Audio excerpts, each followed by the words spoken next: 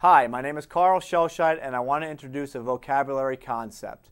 Picture yourself a teenager at home one night with a ton of homework to do. It's late, you just had dinner, you're feeling tired, for whatever reason, you had a rough afternoon, a hard practice, whatever it is. Now you got a bunch of homework to do, all right? You grab your history book and you start reading, and you got like 5 pages to read. You're blowing through the text, and you come across a word that you've never seen before. What do?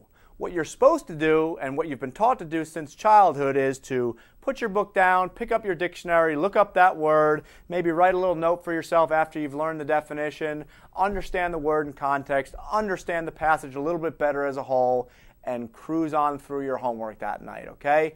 Let me guess that that's probably not what you would really do if put in that situation, okay? If you're anything like I was when I was a kid, what you do is you just skip the word and keep moving, okay?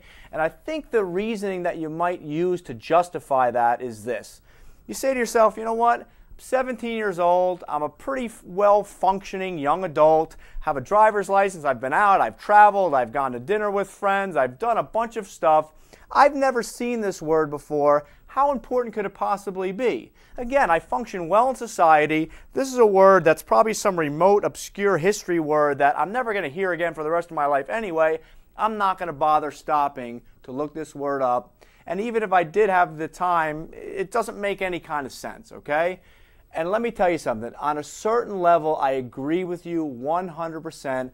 I used to do the same thing. And let me tell you something. At times when you truly are under a lot of time pressure, it may not make sense to actually stop and look up a word. You're going to slow yourself down. You're not going to get to all your homework, okay? If you fall into that thinking of often skipping words because you don't feel like taking the time, because you feel like you're smart enough and you've never seen this word, it's not that important, you're like me, but do me a favor. Ultimately, you're going to struggle on a test like the SAT without a really good vocabulary.